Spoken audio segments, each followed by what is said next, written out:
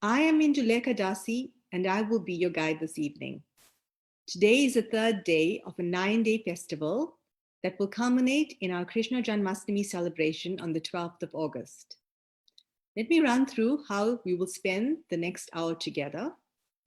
Next up is our speaker, followed by questions and answers.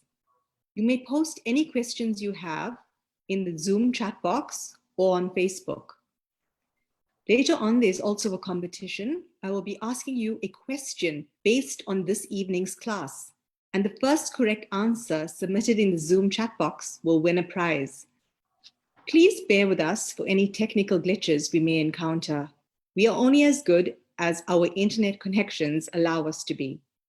So now, let me introduce you to our speaker for this evening, His Grace Nrsimhananda Prabhu. His Grace Nrsimhananda Prabhu joined in April 1971 and was formally initiated by Srila Prabhupada in 1972. His early services were book distribution and prasadam distribution. His devotional service now includes producer and director for ISKCON TV, and he is currently working on feature films that will be presented in theaters and on online platforms. Prabhu visited South Africa in 1985 and was instrumental in producing a documentary on the opening of the temple, on Sri Sri Radhanath Temple. So we are very grateful to have his association once again in South Africa. We will now switch over to His Grace Nrsimhananda Prabhu. Hare Krishna, thank you very much for your generous introduction.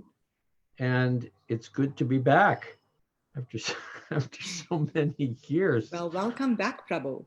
My goodness. I have very fond memories of my experiences with the devotees there, even during that time. That was before apartheid was abolished, of course.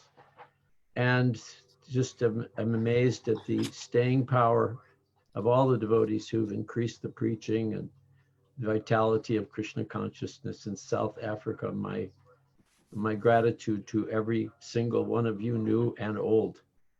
So please accept my humble obeisances. Vanchakalpa tarubhyas cha kripa sindhu eva cha patitanam pavanebhyo vishnebhyo namo namaha. Well, I've very flattered that you've asked me to speak on the Bhagavad Gita, and I've chosen this verse, text, what did I choose? Text 16. Was it? Which verse did I pick? 18, 16? Oh, 18 on the 4th chapter. So do you want to put that up?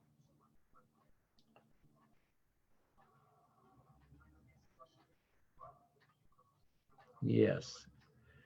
Om Namo Bhagavate Vasudevaya. Om Namo Bhagavate Vasudevaya. Om Namo Bhagavate Vasudevaya. Om Agyanatamarandasya. Ganagana Shalakaya Chakshur Unmilitam Jena Tasmai. Shri Gurudev Namaha.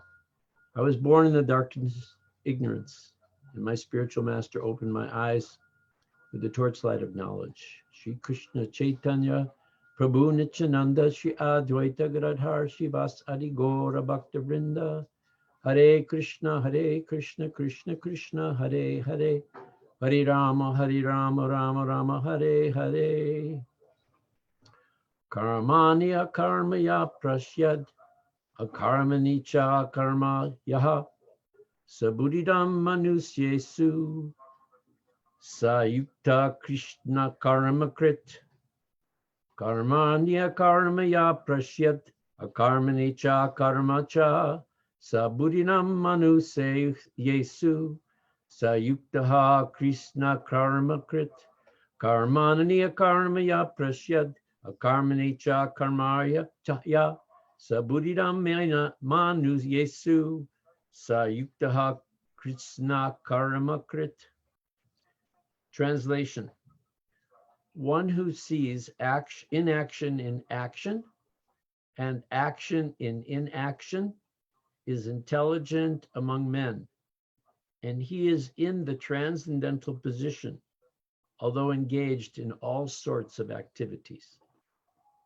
Once again, one who sees inaction and action and action and inaction is intelligent among men, and he is in the transcendental position, although engaged in all sorts of activities. The purport reads, a person acting in Krishna consciousness is naturally free from the bonds of karma. His activities are all performed for Krishna. Therefore, he does not enjoy or suffer any of the effects of work. Consequently, he is intelligent in human society, even though he is engaged in all sorts of activities for Krishna. Akarma means without reaction to work. The impersonalist ceases fruitive activities out of fear, so that the resultant action may not be a stumbling block on the path of self-realization. But the personalist knows rightly his position as the eternal servitor of the Supreme Personality of Godhead, and therefore he engages himself in the activities of Krishna consciousness because everything's done for Krishna. He enjoys only transcendental happiness in the discharge of this service. Those who are engaged in this process are known to be without desire for personal sense gratification. The sense of eternal servitorship to Krishna makes one immune to all sorts of reactionary elements of work. Again, the translation, one who sees inaction and action and action and inaction is intelligent among men, and he is in the transcendental position, although engaged in all sorts of activities.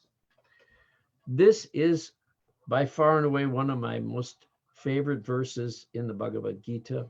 It has so many different levels of comprehension. One of the principal and most obvious is that people who are endeavoring on the spiritual path ultimately reach the conclusion that every action that they perform has a reaction in this material world. And therefore, they look and search for some kind of liberation from those reactions. And they begin to think that by perhaps meditation on the void, like in Buddhism,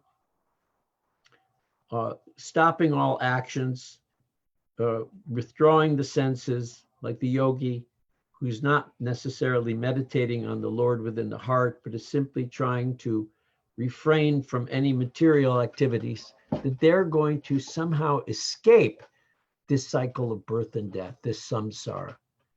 And I think that in the beginning, at least for myself, having studied certain metaphysical books, read the autobiography of Yogi, studied Ouspensky, different various sundry approaches to spiritual life, that when I came to Krishna conscious philosophy and sat in the class and listened to this kind of knowledge, I was feeling very enlightened, because that weight that somehow or another lives in the everyday experience of our life, knowing that whatever we're doing, we're going to have to suffer some reaction for it, is demoralizing. It somehow suffocates the soul. You don't want to do anything.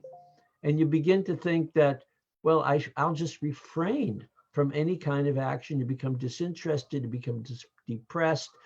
Why? Because the nature of the soul is to be active. It's interesting that Prabhupada, in his lectures on this verse, he says, just like a kite, a boy is flying a kite, and you see the kite going up, going down, going up, going down, but you don't see the cause of the kite going up and down, the boy pulling the string.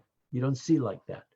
So he compares this karma to the same thing. You see it going up and going down, but you understand what is the ultimate cause. And, through the process of transcendental knowledge, which is of course, the name of this chapter in which this is explained, the soul eventually, if it's sincere, begins to understand that there is no escape in material terms from actions and reactions. I noticed that even in the corrected edition, in the Macmillan edition, it was reaction, and the corrected edition, it was reactions, plural, because there's just no stopping them. So when I came to Krishna consciousness and I heard this verse, I tried to understand, well, where and what do I know? How do I know what to do? If acting in Krishna consciousness is the only way by which I can develop a freedom or experience a freedom from action, what do I do? And of course, we all know that one has to try to find the spiritual master.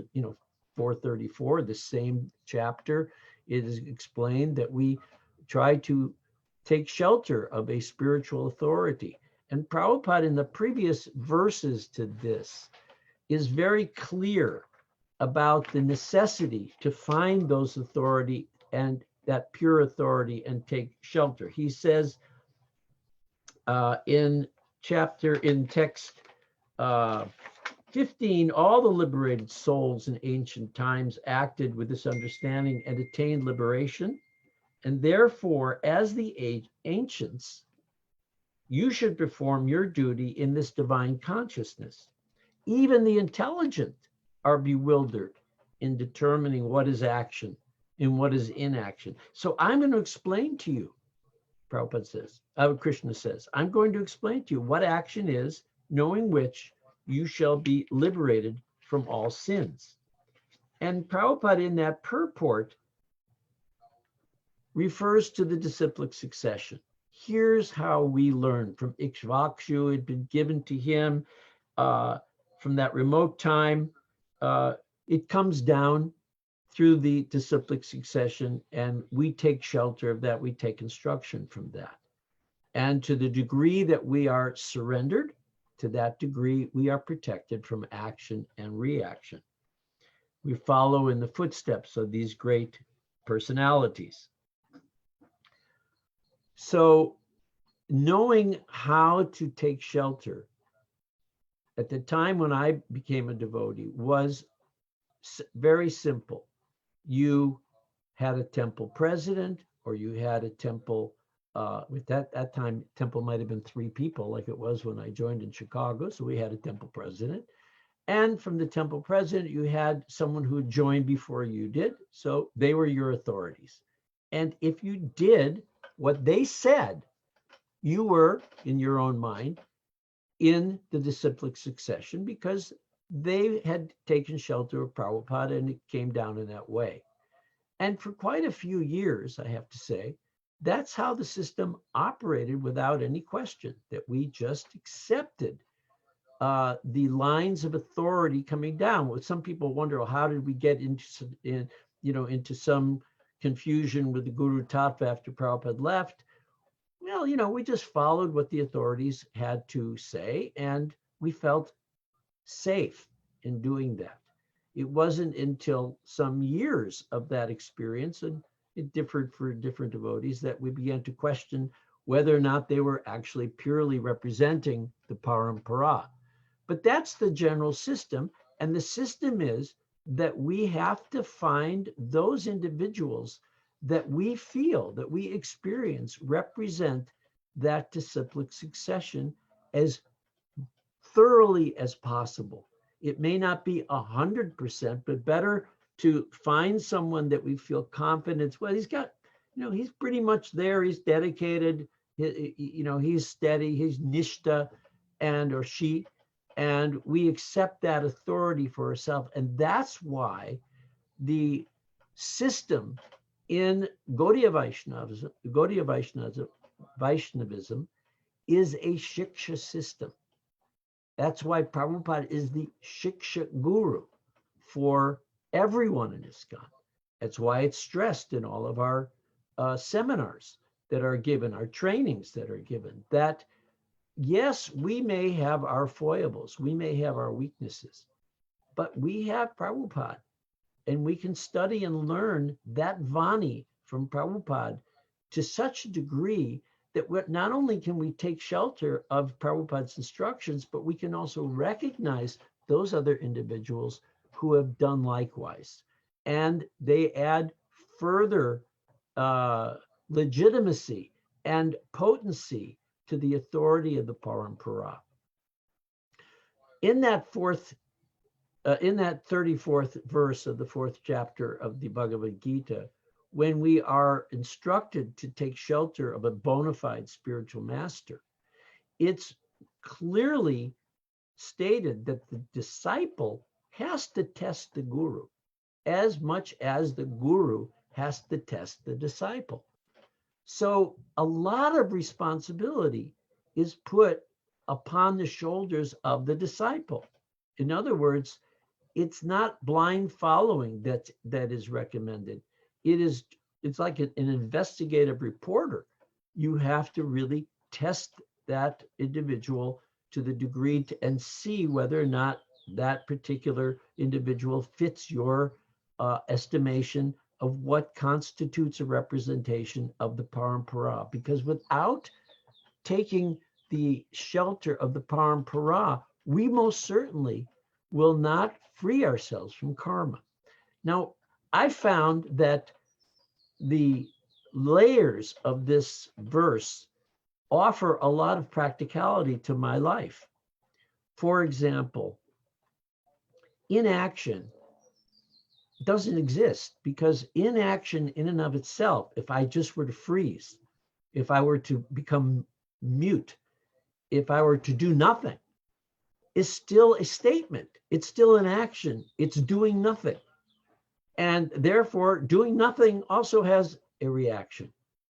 So we're caught in a vicious cycle of action and reaction no matter what we do.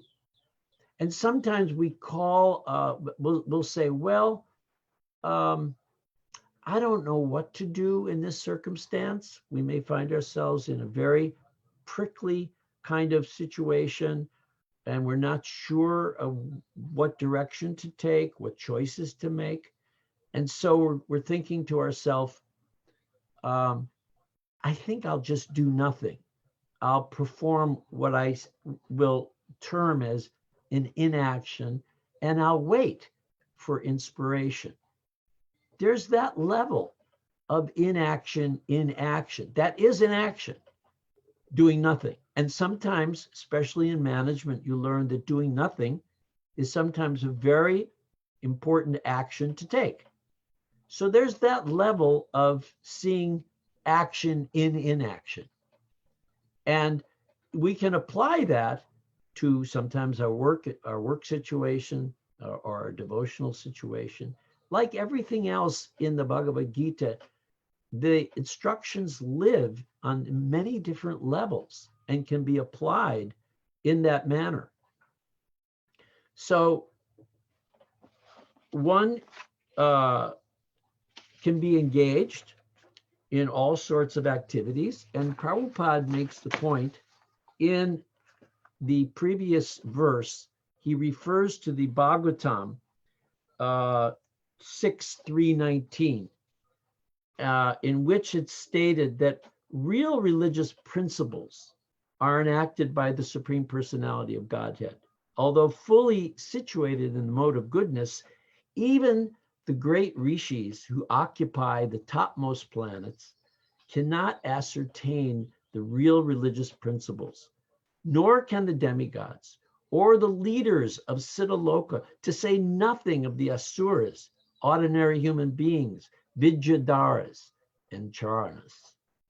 And in that purport to that, I found very instructive. I like doing detective work when I study the scriptures. I like to refer to what Prabhupada's referring to in full, because it gives a very unblemished and enhanced picture of my situation, the situation of the soul in this world. When challenged by the Vishnu Dutas to describe the principles of religion Yamaduta said, Veda pranihito dharmaha. The religious, that's the line that Prabhupada had quoted without reference in that verse prior to text, whatever text we're on here, text 18.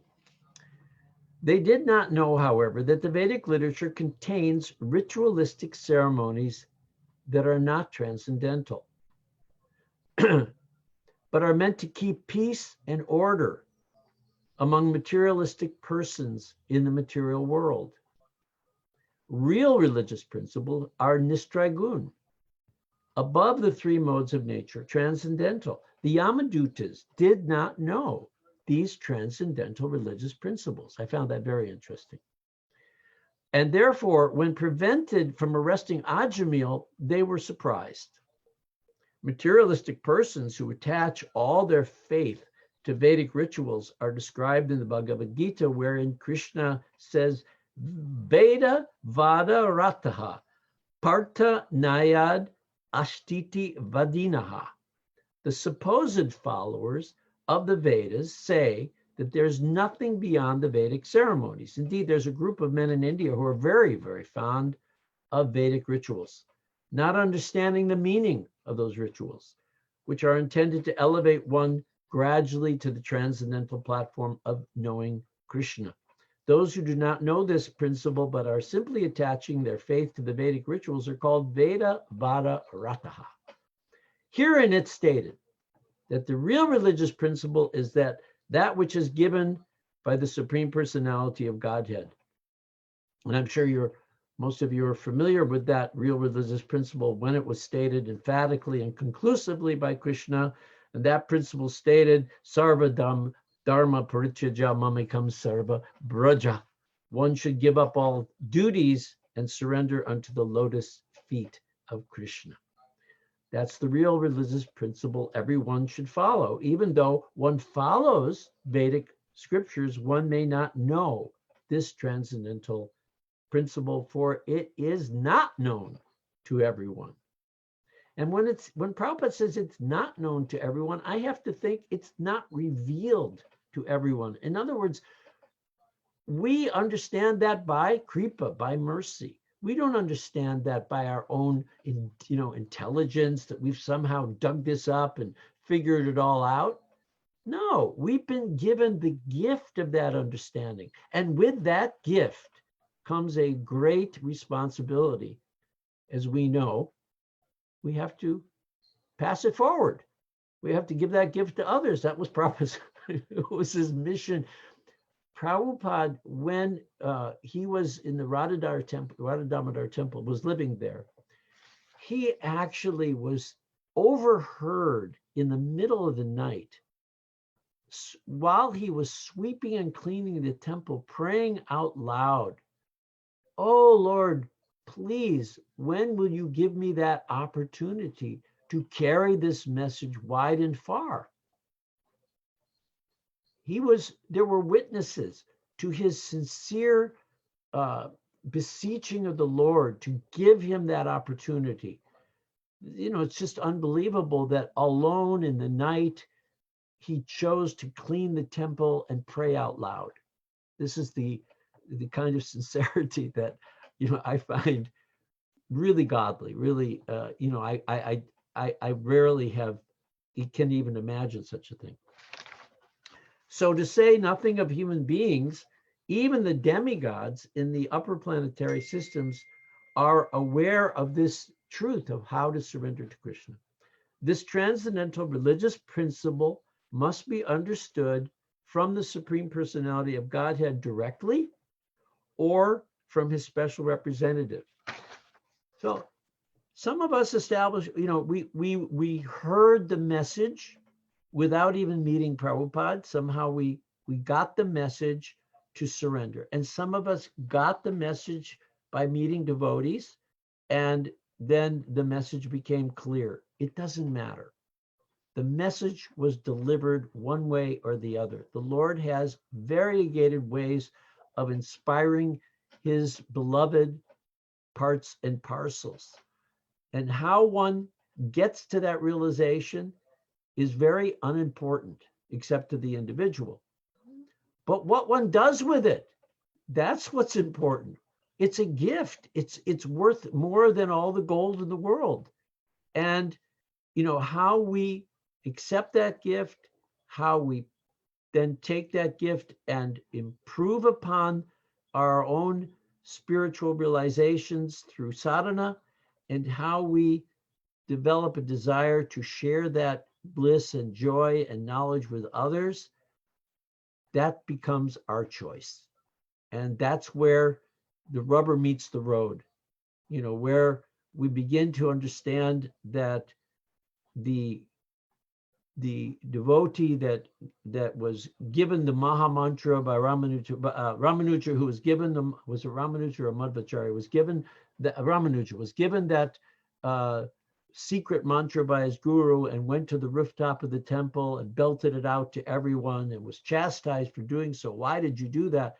Because I have to share this knowledge with everyone. This was Chaitanya Mahaprabhu's principle, to go out and give the Maha Mantra freely, without charge, to every animal, insect, human being, demigod, whoever was within hearing distance. So this is our legacy. This is what we do. And none of that activity, if it's devoid of our own sense gratification, accrues any karma whatsoever. And this is what's joyfully performed. And the principle of becoming a Hare Krishna devotee, the principle of working within an established institution like ISKCON, trying to help it, make it more professional, better, reach further, all of this is a gift to us, so we can engage our senses in Krishna's service. Prabhupada was once quoted as saying that, yes, I've given my disciples so many grotesque activities to perform for Krishna. It's a special dispensation in this age that we get to do almost anything to glorify the Supreme Lord.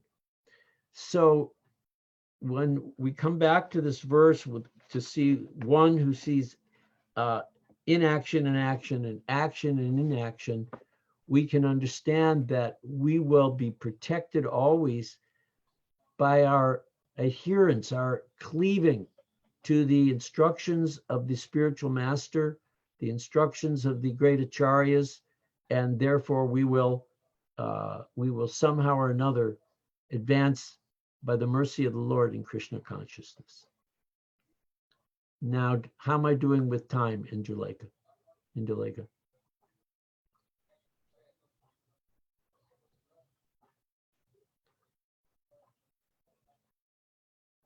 Okay. I see some questions on chat. Hare Krishna, Prabhu. Yes. You have 15 minutes more if you want to continue. We only start asking questions at 7:15. Oh, okay. 8:15, 8:15. Okay, so then in the previous verses, Prabhupada makes reference also to the Chaitanya Charitamrita, and he makes reference to the discussions between Chaitanya Mahaprabhu and Sri Ramananda Rai. And for those who don't know, Ramananda Rai, of course, was one of the most confidential servitors of Chaitanya Mahaprabhu. And he was considered to be the best authority in the affairs between Krishna and Radha. And it was Chaitanya Mahaprabhu kept him and Sarup Damodar practically discussing all day and night this pastimes of Krishna. So Ramananda was the governor of the East and West Godavari areas, and he was a minister in the court of King Prataparudra. He was a great statesman. He was a poet. He was a scholar. It's said that In some scriptures, he was perhaps Arjuna in a past incarnation. Others say he was the Gopi Lalita, and some say Vishaka. We don't know, but it doesn't matter because his contribution to our sampradaya is unparalleled. The favorite conversation that I experienced in the Chaitanya Charitamrita was the discussions between Ramananda Roy and Lord Chaitanya, when Ramananda Roy so humbly said, but I have, when Lord Chaitanya asked him to carry on and describe those pastimes of Radha and Krishna, he says, but you know them already. You're the Supreme Lord. You already have all knowledge of these pastimes. And when Chaitanya Mahaprabhu answered him, he said, yes, but coming from the lips of the devotee, they're even more nectarian. And when I read that, it rung a bell in me. It resonated with me that the Lord is so magnificent, so munificent, that he enjoys hearing the pastimes from the lips of his devotees even more than remembering it himself. There's nothing or no kind of relationship with God that could be higher than that, where the Lord is basically surrendered to his devotee. It's a beautiful thing. So the Lord, in a discussion that Lord Chaitanya had with Ramananda Rai, they were enunciating the system of Varnashram. And they were reciting various verses about karma pan, stating that everything should be dedicated to the Lord. He then spoke of detached action, knowledge mixed with devotional service, and finally the spontaneous raganuga, loving service of the Lord. And after hearing Ramananda recite some verses, Chaitanya Mahaprabhu accepted the principle of pure devotional service, devoid of all kinds of speculations. So these questions were posed and they were answered in that conversation. Out of the many types of meditation, which is required for all living entities? And the answer was that the chief duty of every living entity is to meditate upon the lotus feet of Radha and Krishna. And of all topics to listen to, what's the best for all living entities?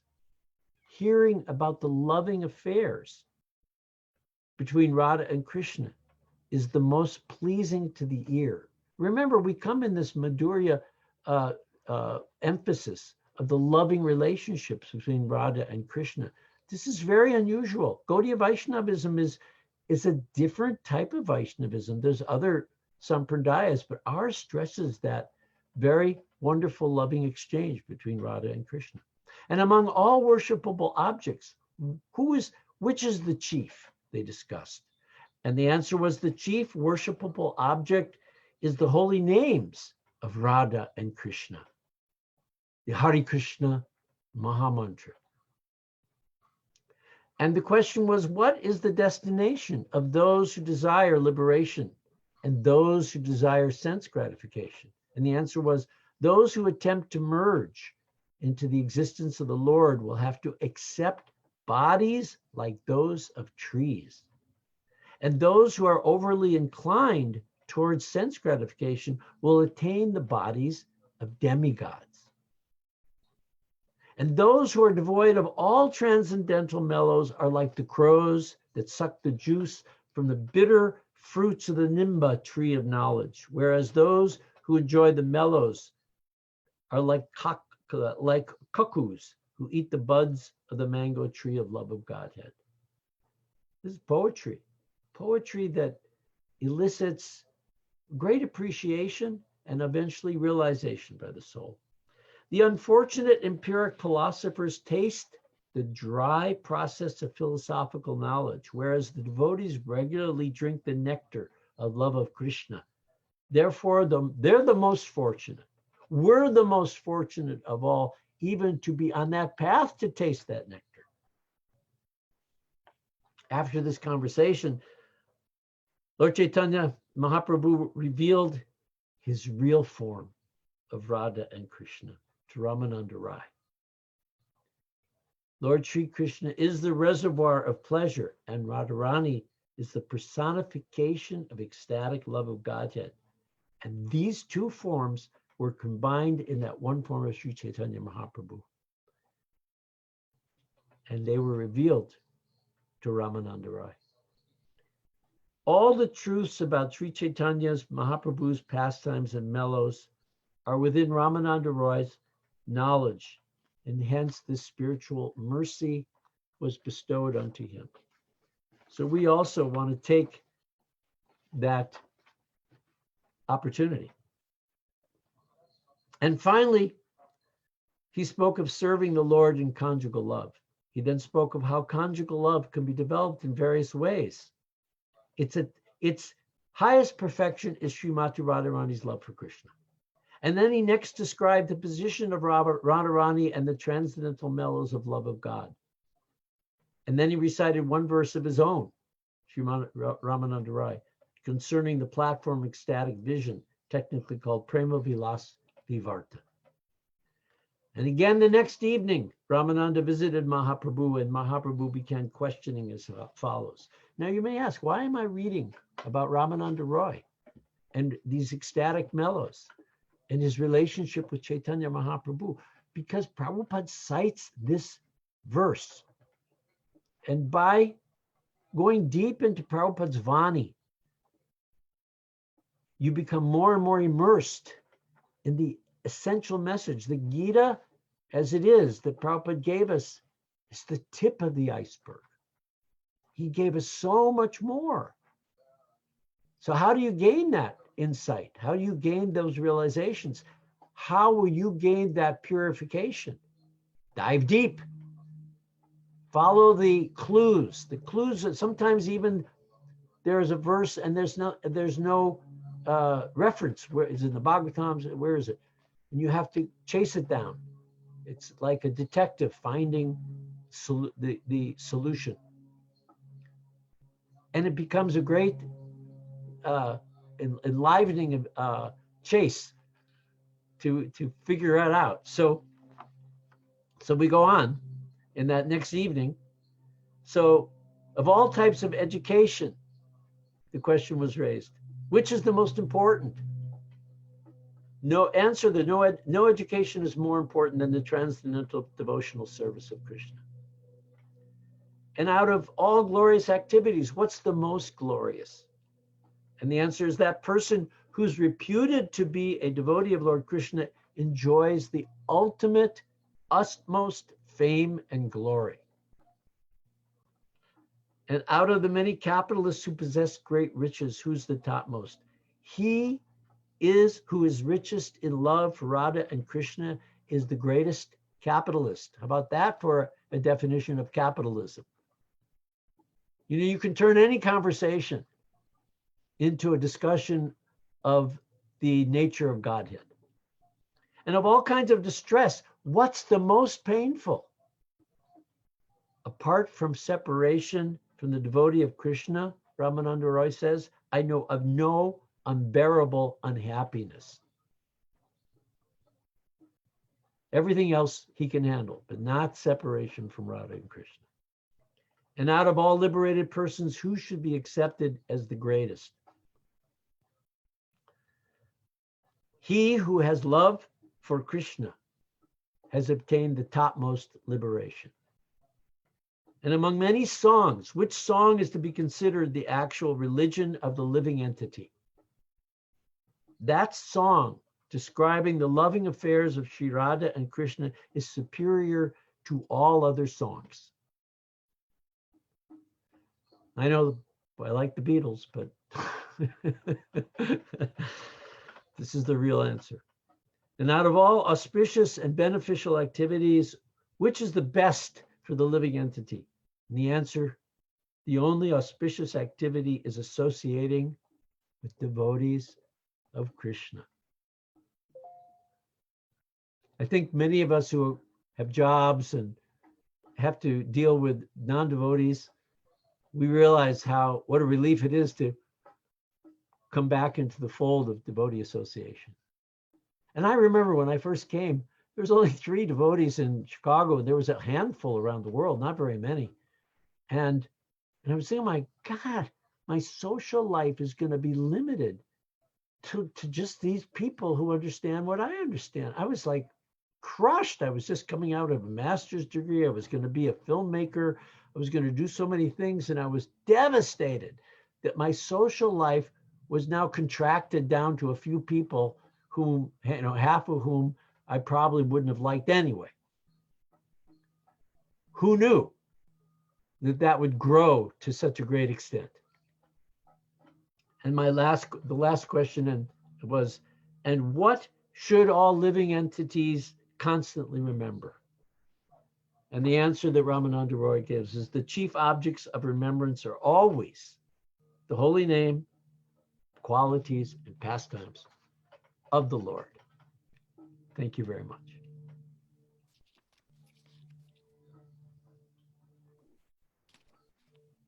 Thank you, Prabhu, for enlightening us. Thank you for the class. I neglected to mention earlier that His Grace Nrsimhananda Prabhu is also currently the chair for the Spiritual Advisory Bhagavad Assembly. So before we move on to your questions today, let me ask you today's competition question. The question today is, what is the chief duty of the living entity? Please post your answer on the Zoom chat box or on Facebook. So Prabhu, there is a question that has come through on the Zoom chat. It's the term Om is explained extensively and respected internationally and included in many prayers. Can you please explain it from ISKCON's perspective? Well, Om is defined as the sound vibration of the Supreme Personality of Godhead. It's non-different from Krishna. But like any incarnation of Krishna, not all incarnations have all the 64 qualities of Krishna. We know that. So similarly, there's only one Krishna. And so similarly, the Om, which is that representation, it includes all of the potencies of the Vishnu Tattva, but it is not Krishna completely. Only the devotee knows that. The non-devotee can invoke Om and certainly derive value of invoking that Om, but it's still like having all the millions and millions of zeros without the one in front of it. One has to understand who is the actual personality that is represented by that Om. And that's the difference. Our job is to inform people who's the personality behind everything, not just the energy behind everything. And, it's very difficult for the Mayavadi, who's very much invested in either merging with God or becoming God, to understand Krishna consciousness. It's by the mercy of a devotee that the soul gets a chance to understand that fact. And that's our job, and not to be attached, whether or not that person accepts that understanding, or it may just be a bija, a seed planted. Prabhupada wanted his books planted in homes and all over the world. Didn't matter whether people read them or not. They were emanating spiritual vibration, and eventually you will hope and pray that the person will benefit by that presence of that holy scripture or the preaching that you do to somebody. Okay, thank you, Prabhu. There is another question. Thank you for explaining that so eloquently. There is another question in the chat room. It says, thank you for enlightening us in the session. I am new to ISKCON. I am practicing devotional service by serving my temple in any way I can. I was attracted to the Gauranitai deities and Srila Prabhupada. Is there a specific way to pray to progress? How do I obtain the mercy to progress? Thank you.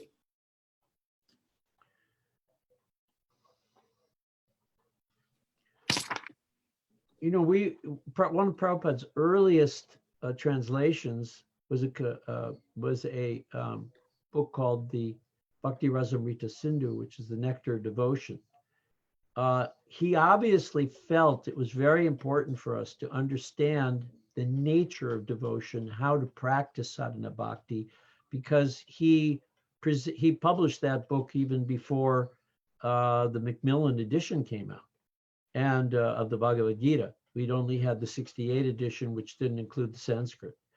So I think that if you study that nectar of devotion, it will enhance your understanding of the internal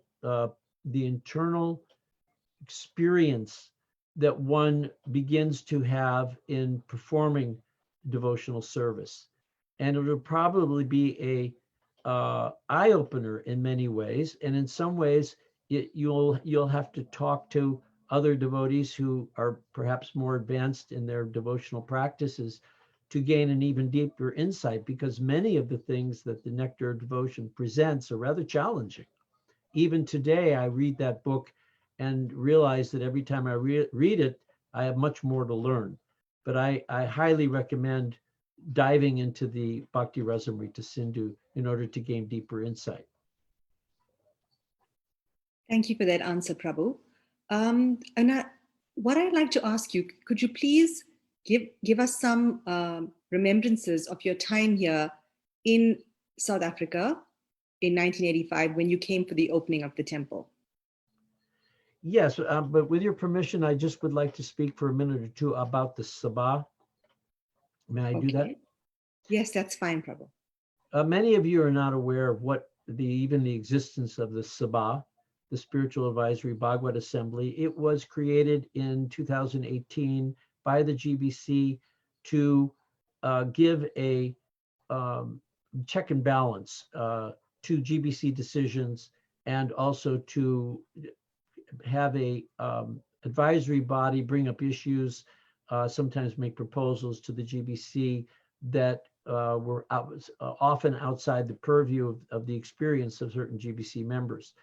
And they constituted it with members from all over the world represented, the youth represented, the Vaishnavis represented, the Prabhupada senior disciples, that's 30 years or more in the movement, represented, different categories, because originally Prabhupada in 75 had established a temple presidents to be this to function as that body. But over time that got dispersed, and this was a recreation of the temple president's body, but with the regards to the fact that now we are much more a congregational movement. So it was considered to represent the congregations and these constituencies in this way. But our job is to really try to help the GBC, assist the GBC in various aspects of the society's management and sometimes its philosophy. For example, we just sent a survey out to all the gurus and had very good response, percentage response, asking 30 questions about what their preparations are for their departure.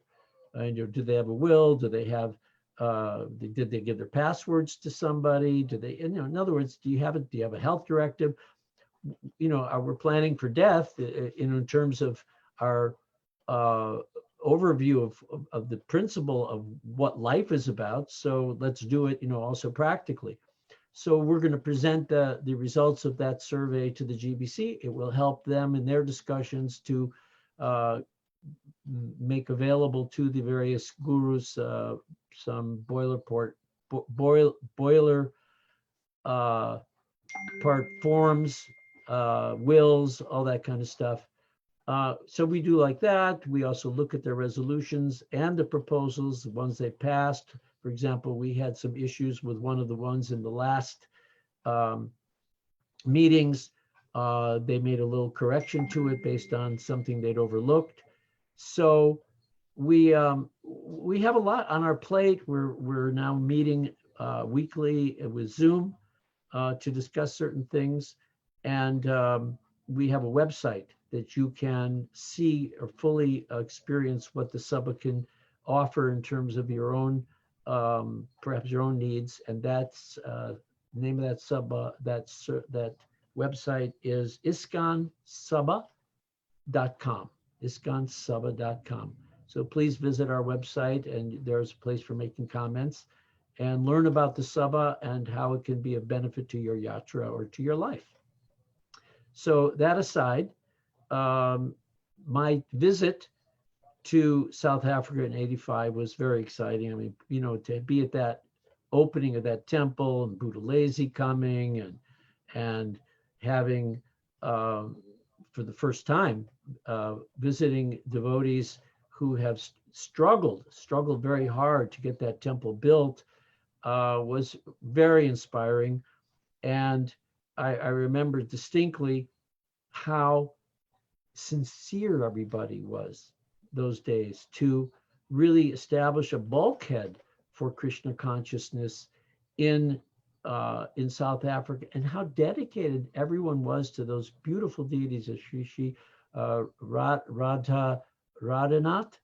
Am I right? If I remember Yes. correctly. That there was just everything revolved around making those deities have a beautiful home to live in. And you know, the temple, of course, was so unusually designed. But you know, in terms of remembering specific incidences there, what struck me most was the fact that even during apartheid, we were integrated. There were Black devotees living in the temple, Black body devotees, and you know, that was very significant. And I think it probably had a certain effect on the movement toward anti-apartheidism in South Africa, because we were showing that we were, to a great degree, not discriminating whether you're an Indian body, Black body, white body, you take to Krishna consciousness.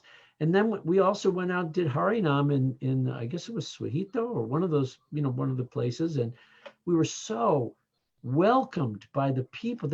Of course, they love to dance. That's part of their culture.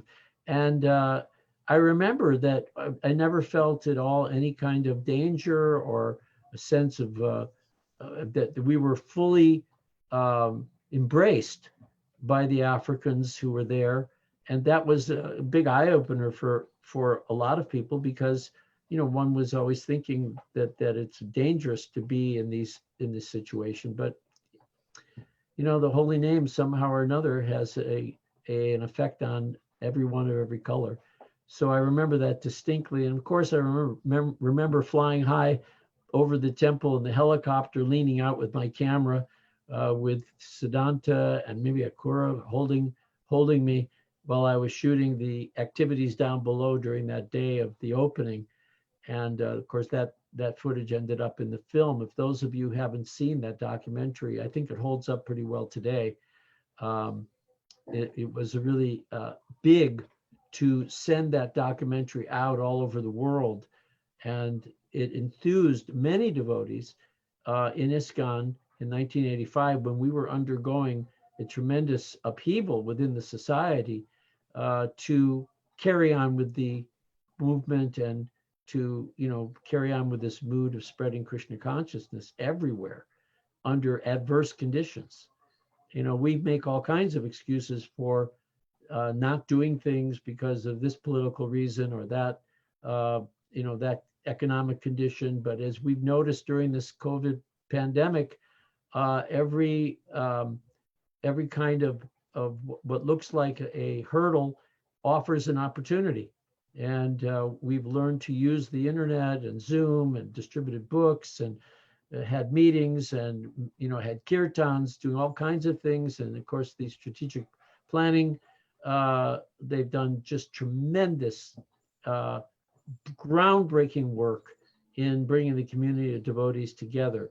But if you look back at those kinds of events that took place in South Africa in 1985, you see that it was the same spirit of doing something well somewhere that ignited fires in other areas and inspired people to do even better, even bigger.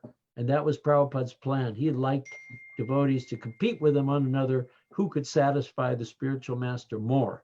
And that was a good thing, as long as we didn't step on each other's toes, which we did sometimes, but we won't talk about that. Thank you so much, Prabhu. It all sounds very exciting. And I can see in the chat room that there's a lot of people thanking you for this, for your class. Chris Ramdas has said, thank you for the opportunity to be part of such a wonderful class that will help me in taking my spiritual journey forward. I'm struggling to break away from the prison of materialism. Then Mansukh says, beautiful rendition and explanation. Many thanks. And Praveen Ram said, thank you for a most illuminating lecture. Hare Krishna. Thank you so much, Prabhu. Prabhu, we are so grateful for your association and for taking your time to give us this class. I'll just say one thing that as you get older, your ambitions sometimes get bigger. So Janardhan and myself formed a company in India to make feature films, Krishna conscious feature films. Our first film that we've budgeted and scripted and everything is for Indian audiences, about a young 10-year-old girl whose bull gets stolen and 2 cows from the family's small goshala, and she embarks on a road trip to find her beloved bull and cows and bring them back before they get taken to slaughter. And she ends up busting a whole cattle rustling ring, and it has very much of the Krishna conscious philosophy sprinkled throughout, of course. And we hope to be able to make that film and many more to spread Krishna consciousness through the cinema medium and the narrative form. And it's an ambition, as Prabhupada had a great ambition at his age. Age is no limit. So we've embarked on that journey a few years ago, and we're making progress. And that's what really keeps me very much enlivened, as well as working with all the devotees on the Sabha and knowing that there are wonderful devotees like all of you working so hard to satisfy your spiritual masters in ISKCON. My great gratitude to all of you. You're what make ISKCON move forward. Hare Krishna. Hare Krishna. Thank you, Prabhu. I'm sure we all look forward to watching this movie when it comes out on the big screen. Okay, we have a winner today for our competition, and that winner is Siobhan Naidu. So congratulations, Siobhan. You need to send your details directly to the host, your email details and your cell phone number directly to the host, so that the host can, so that we can arrange for you to receive your prize. And so we've come to the end of our online program today. But before we go, I just like to thank our technical support, which is Surabi Kunj, Priya Kishori, and Amritamani, as well as Krishangi Radhe and Champakalata. And thank you to you all, without who this online program will not be possible. Thank you for joining us and joining the class. See you online tomorrow, and have a great evening. Take care, and Hare Krishna. Hare Krishna. Hare Krishna.